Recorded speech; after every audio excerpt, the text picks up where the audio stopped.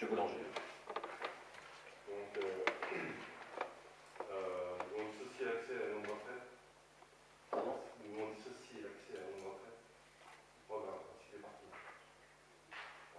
Nous vous demandons un vote sur cette proposition de dissocier les travaux accès à la non retraite ainsi que les parties du programme des travaux. Donc, on vous demande un vote sur cette proposition et on voudrait savoir pourquoi la proposition d'aménagement de la facette de la B15 n'a pas été prise en compte dans le programme d'aménagement.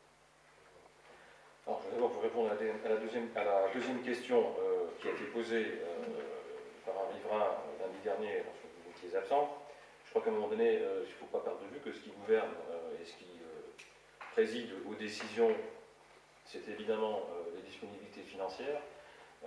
Vous avez voté au mois d'avril 2011 le budget primitif 2011. C'est sur ce budget que nous prévoyons les travaux, évidemment. Ces opérations sont claires, sont budgétées, donc il est inenvisageable, sauf à décider d'en faire une de plus à la place d'une autre qu'il faudrait annuler, eh bien, de poursuivre ces travaux. Il me semble également que les travaux cosmétiques de surface ou d'agrément sur cette placette nécessitent au préalable des travaux beaucoup plus structurants d'enfouissement des réseaux secs.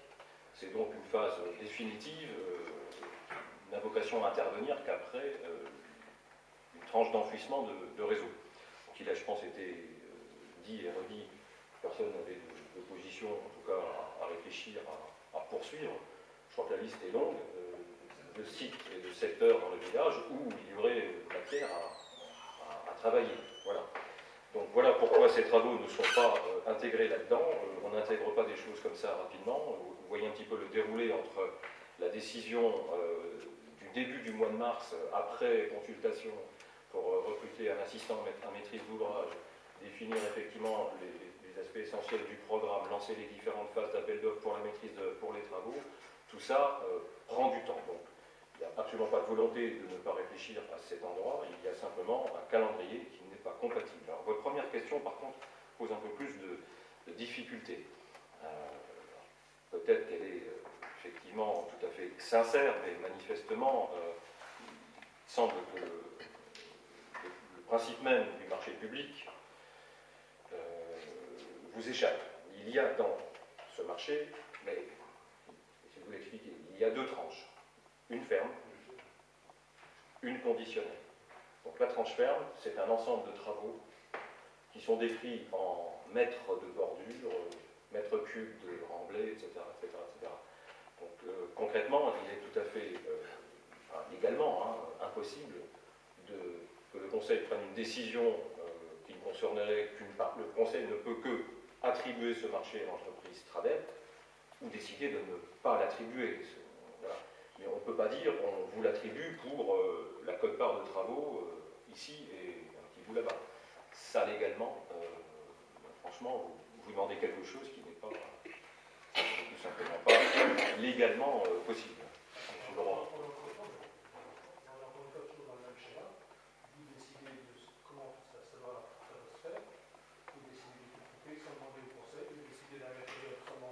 Non, je propose, moi, ça. Non, vous ne découvrez pas aujourd'hui.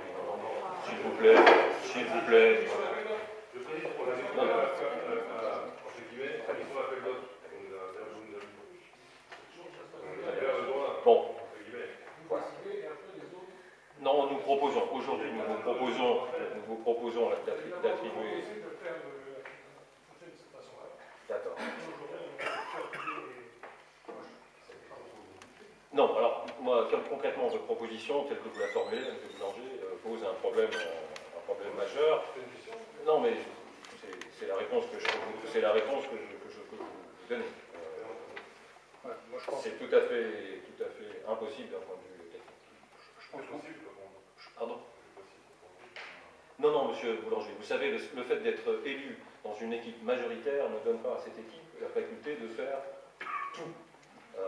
Là, concrètement, sans aucun esprit polémique, aucun esprit polémique, ce n'est juridiquement pas possible. Pardon?